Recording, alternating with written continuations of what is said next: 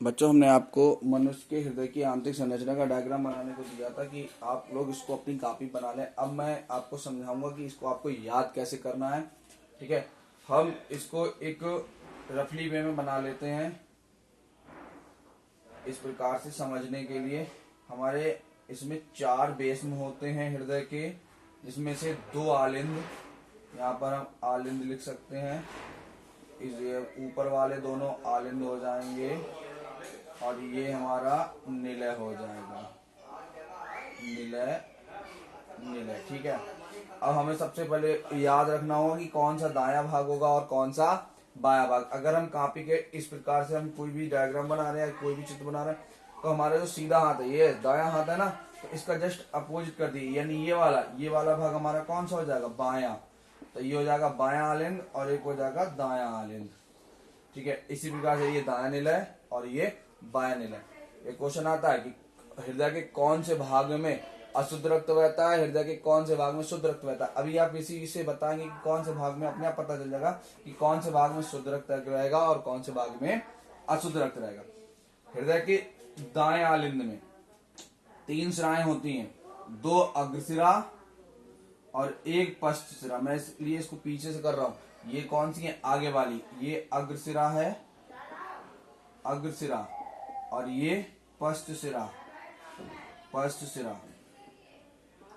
ठीक है, ये अग्रशिरा और ये पश्चिरा, ये क्या कर रही है, पूरे शरीर से अशुद्ध रक्त को, कौन से रक्त को, अशुद्ध रक्त को कहाँ ला रही है, दाएं आलिंद में ला रही है। एक क्वेश्चन ये भी रहता है कि स्राव में कौन सा रक्त बहता है। स्राव में बेटा अशुद्ध रक्त बहता है और धमनियों में शुद्ध रक्त बहता है। लेकिन एक अपवाद भी है, एक सिरा ऐसी है जिसमें शुद्ध रक्त बहेगा और एक धमनी ऐसी है जिसमें अशुद्ध रक्त बहेगा, वो भी पता चल जाएगा आपको। ठीक है, तो ये ये दो 3 सिराएं कहाँ ले आई रक्त को, दाएं आलिंद में। अब दाएं आलिंद से रक्त जाएगा कहाँ, दाएं निलय में। यहाँ पर बेटा ये 3 है, ये त्रिदल कपाट होता है। ठीक है, कौन सा कपाट होता है, त्रिदल कपाट होता है। ये त्रिदल कपाट का क्या कार्य है, जो अशुद्ध रक्त इसमें आया, कौन सा रक्त, अशुद्ध रक्त इसमें जो आया है वो कहाँ जाएगा, आलिंद से निलय में जाता है। ये इनका पाठों का काम ये है कि ये रक्त को निलय में तो आने देते हैं आलिंदों से, लेकिन वापस नहीं जाने देते। अब हमारा रक्त कहाँ आ गया, निलय में आ गया।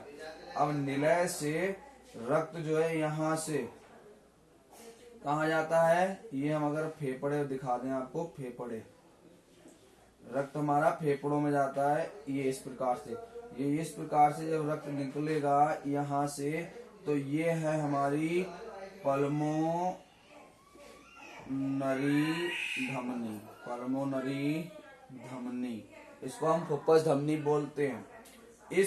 ये कौन सा रक्त है, अशुद्ध रक्त। कौन सा रक्त है, अशुद्ध रक्त। अब ये अशुद्ध रक्त को कहाँ ले गए बेटा, फेफड़ों में। अब फेफड़ों में इसको क्या मिलती है, फेफड़े जो है वो हमारे ऑक्सीजन, O2 मिल गई। ठीक है, अब जब इसे ऑक्सीजन मिल गई तो ये रक्त कैसा हो गया, शुद्ध रक्त। अब तुमसे शुद्ध रक्त अशुद्ध रक्त के बारे में पूछा जाए तो शुद्ध रक्त वह रक्त होता है जो ऑक्सीजन युक्त होता है, और अशुद्ध रक्त वह होता है जिसमें ऑक्सीजन नहीं होती है। ठीक है, पल्मोनरी धमनी को हम फुफ्फुस धमनी बोलते हैं। तो ऐसी कौन सी धमनी है जिसमें अशुद्ध रक्त बहता है, कौन सी आ जाएगी, पल्मोनरी धमनी। अब हमारा रक्त कहाँ आ गया, फेफड़ों में आ गया, यानी कि एक बार यहाँ से रक्त होकर निकल गया, एक सिरे से, कौन से, दाएं वाले सिरे से रक्त होकर आपका जा चुका।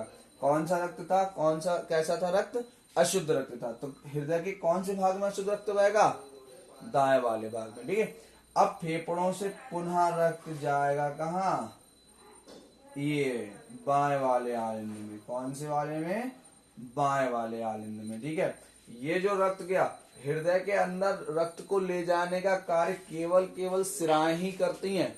ठीक है, तो ये हमारी कौन सी सिरा हो गई, ये हमारी सिरा हो गई पल्मोनरी सिरा। कौन सा रक्त ले जा रही है, ये शुद्ध रक्त को ले जा रही है, कहाँ, हृदय के बाएं भाग में। तो अब क्वेश्चन ये भी पूछा जाता है कि हृदय के कौन से भाग में शुद्ध रक्त बहता है, तो कौन से भाग में बहेगा, बाएं भाग में। ठीक है, कौन सी शिरा में शुद्ध रक्त बहेगा? पल्मोनरी शिरा में। कौन सी शिरा में अशुद्ध रक्त बहेगा? पल्मोनरी। कौन सी धमनी में अशुद्ध रक्त बहेगा? तो कौन सी धमनी में? पल्मोनरी धमनी में। अब हमारा रक्त कहाँ गया बेटा? बाएं आलिंद में।